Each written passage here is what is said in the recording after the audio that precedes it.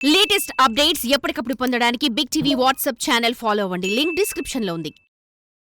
ఉమ్మడి జిల్లాలో గత 10 ఏళ్లు ఒక వెలిగిన బీఆర్ఎస్ పార్టీ ఇప్పుడు బాగా గడ్డు పరిస్థితిని ఎదుర్కొంటుందా? కారు పార్టీని వలసల టెన్షన్ భయపెడుతుందా? ఇప్పటికే ఉమ్మడి జిల్లాలోని 12 నియోజకవర్గాల్లో బీఆర్ఎస్ నేతలంతా మారగా ఇప్పుడు మండల, జిల్లా స్థాయిలో స్థానిక సంస్థల ప్రజాప్రతినిధులు సైతం కాంగ్రెస్లో చేరడంతో కారు ఖాళీ అయిందా?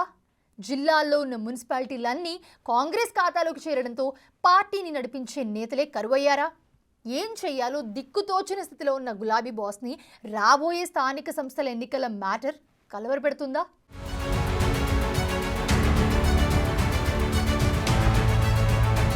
పన్నెండు నియోజకవర్గాలున్న ఉమ్మడి నల్గొండ జిల్లాలో కారు పార్టీ దాదాపు ఖాళీ అయినట్టే కనిపిస్తుందట. బీఆర్ఎస్ ప్రభుత్వ హయాంలో బీఆర్ఎస్ లో చేరిన నాయకులంతా తిరిగి హస్తం గూటికి చేరుకుంటున్నారు. వలసల పరంపర కొనసాగుతుండగా చేరికలను అడ్డుకునేందుకు బీఆర్ఎస్ అగ్రనాయకులు చేస్తున్న ప్రయత్నాలు విఫలమవుతున్నాయట.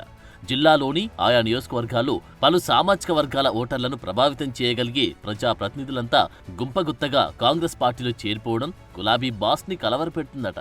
ఓ పక్క గులాబీ దళం రోజురోజుకి పడిపోతుంటే కాంగ్రెస్ పార్టీ మాత్రం గ్రామ, మండల, పట్టణ స్థాయిలో బలపడుతుండడం బీఆర్ఎస్ శ్రేణులను అయోమయంలో పడేస్తుందట.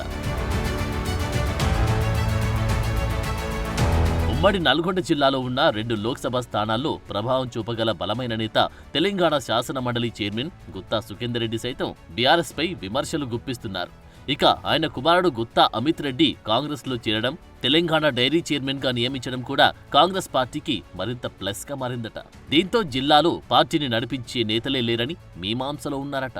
అంతేకాకుండా ఉమ్మడి నల్గొండ జిల్లాలో సూర్యాపేట మినహా అన్ని మున్సిపాలిటీలు కాంగ్రెస్ ఖాతాలో చేరాయి.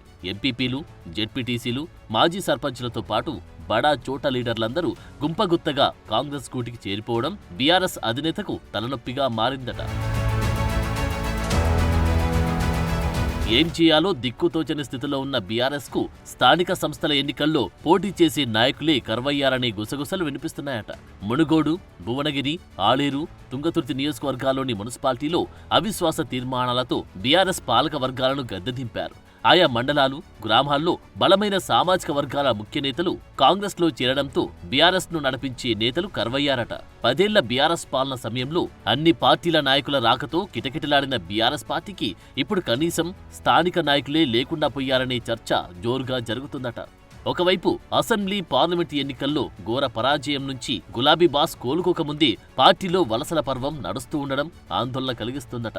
అన్ని చక్కబెట్టాల్సిన ప్రతిపక్ష నేత కేసీఆర్ ఫామ్ హౌస్ కే పరిమితమవుతున్నారనే విమర్శలు మూటగట్టుకుంటున్నారు. పార్టీ కార్యక్రమాల్లో ప్రత్యక్షంగా, పరోక్షంగా ఎక్కడ కనిపించకపోవడం ఆ వాదనలు మరింత బలపరుస్తున్నాయి. ఇక వర్కింగ్ ప్రెసిడెంట్ గా ఉన్న కేటీఆరే పార్టీ కార్యక్రమాల్లో పాల్గొంటున్నారు. అయితే వర్కింగ్ ప్రెసిడెంట్ గా ఉన్న కేటీఆర్ విఫలమయ్యారని సొంత నేతలే ఎత్తి పొడుస్తున్నారట.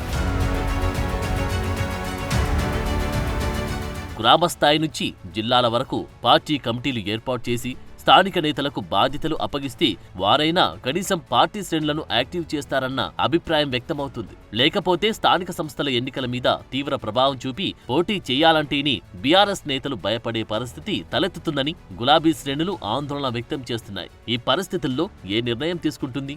పీకల్లోతు కష్టాల్లో కూరుకుపోయిన బీఆర్ఎస్ ని జిల్లాలో నడిపించే నాయకులు వస్తారా? పార్టీ క్యాడర్ను యాక్టివ్ చేసే బాధ్యతను ఎవరు తీసుకుంటారని జోరుగా చర్చ జరుగుతుందట. తెలంగాణలో 2 సార్లు అధికారంలోకి వచ్చి రాష్ట్రాన్ని 10 ఏళ్లు పాలించిన బీఆర్ఎస్ గడ్డు కాలాన్ని అధిగమించేందుకు ఏం యాక్షన్ తీసుకుంటుంది? పార్టీ క్యాడర్ని మళ్లీ యాక్టివ్ చేసే బాధ్యతలను ఎవరికిస్తారు? లేదా స్థానిక సంస్థల ఎన్నికల్లో కూడా బీఆర్ఎస్ కు పరాభవం తప్పదా అని టాక్ నడుస్తోంది.